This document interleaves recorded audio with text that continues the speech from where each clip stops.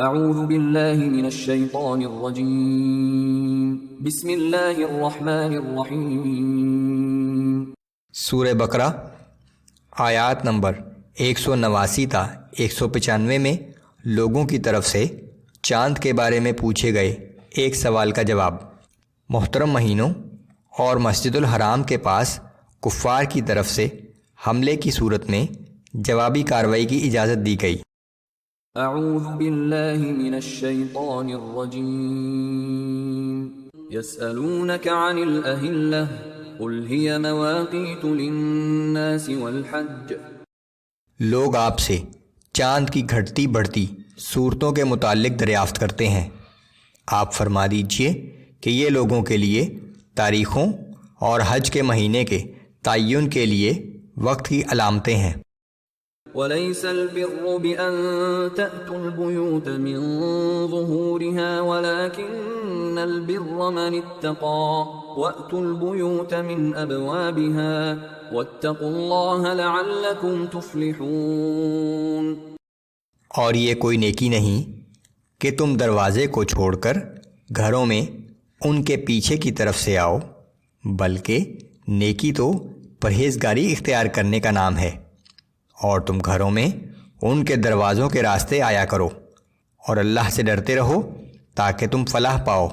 حج کی عبادت جس کی ابتدا ابراہیم علیہ السلام کے زمانے میں ہوئی تھی، ظہور اسلام تک کسی نہ کسی حالت میں جاری و ساری تھی، لیکن اس دوران مشرکین مکہ نے دوسری عبادات کی طرح اس میں بھی بہت سی بدعتیں داخل کر لی تھیں۔ ان میں سے ایک یہ تھی کہ حج کے لیے احرام باندھ لینے کے بعد اگر انہیں گھروں میں داخل ہونے کی ضرورت پیش آتی تو ان دروازوں سے گھروں میں داخل نہ ہوتے جن دروازوں سے باہر نکلتے تھے، بلکہ مکانوں کے پیچھے سے کسی دوسرے راستے سے داخل ہوتے تھے اور اسے نیکی کی بات سمجھتے تھے۔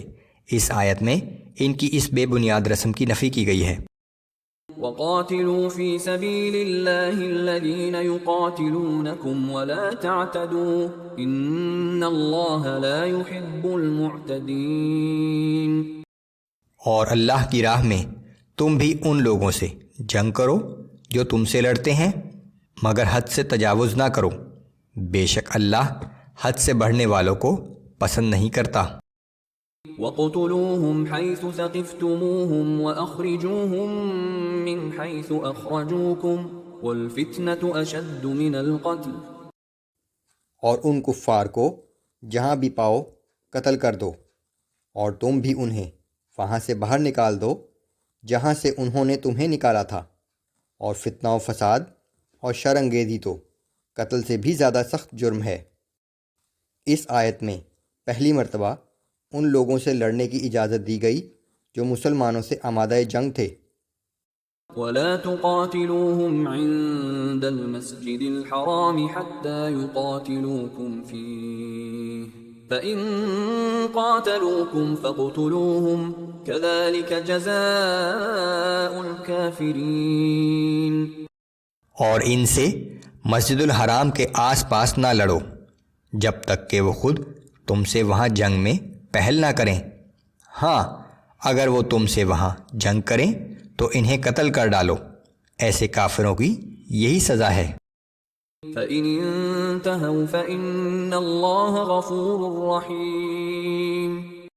اور اگر وہ باز آ جائیں تو بے شک اللہ نہایت بخشنے والا اور ہر وقت رحم کرنے والا ہے۔ وَقَاتِلُوهُمْ حَتَّى لَا تَكُونَ فِتْنَةٌ وَيَكُونَ الدِّينُ لِلَّهِ فَإِنِ انْتَهَوْا فَلَا عُدْوَانَ إِلَّا عَلَى الظَّالِمِينَ۔ اور ان سے اس وقت تک جنگ کرتے رہو جب تک کہ شرک کا فتنہ ختم نہ ہو جائے اور اللہ کا دین غالب ہو جائے، پھر اگر وہ باز آ جائیں تو سوائے ظالموں کے کسی کے خلاف اقدام مناسب نہیں۔ الشہر الحرام بالشہر الحرام والحرمات قصاص فمن اعتدى عليكم فاعتدوا عليه بمثل ما اعتدى عليكم واتقوا الله واعلموا ان الله مع المتقين۔ حرمت والا مہینہ بدلہ ہے حرمت والے مہینے کا، اور دیگر حرمت والی چیزیں ایک دوسرے کا بدل ہیں، پس اگر تم پر کوئی زیادتی کرے تو تم بھی اس زیادتی کی سزا دو، مگر اتنی ہی جتنی اس نے تم پر کی، اور اللہ سے ڈرتے رہو، اور یہ بات خوب جان لو کہ اللہ متقی و پرہیزگار لوگوں کے ساتھ ہے۔ حضرت ابراہیم علیہ السلام کے زمانے سے حرمت والے مہینوں میں جنگ و جدال کی ممانعت تھی، لیکن مشرکین مکہ اس کا خیال نہیں کرتے تھے اور لوٹ مار کے لیے مسلمانوں پر حملہ کر دیتے تھے۔ اس آیت کے ذریعے مسلمانوں کو اجازت دی گئی کہ ایسی صورت میں تمہیں بھی مناسب بدلہ لینے کی اجازت ہے۔ وَأَنفِقُوا فِي سَبِيلِ اللَّهِ وَلَا تُلْقُوا بِأَيْدِيكُمْ إِلَى التَّهْلُكَةِ وَأَحْسِنُوا إِنَّ اللَّهَ يُحِبُّ الْمُحْسِنِينَ۔ اور تم اللہ کی راہ میں خرچ کرتے رہو اور اپنے آپ کو خود اپنے ہاتھوں ہلاکت میں نہ ڈالو، اور اللہ کی راہ میں خلوص سے خرچ کیا کرو، بے شک اللہ تعالیٰ خلوص سے نیک کام کرنے والوں کو پسند فرماتا ہے۔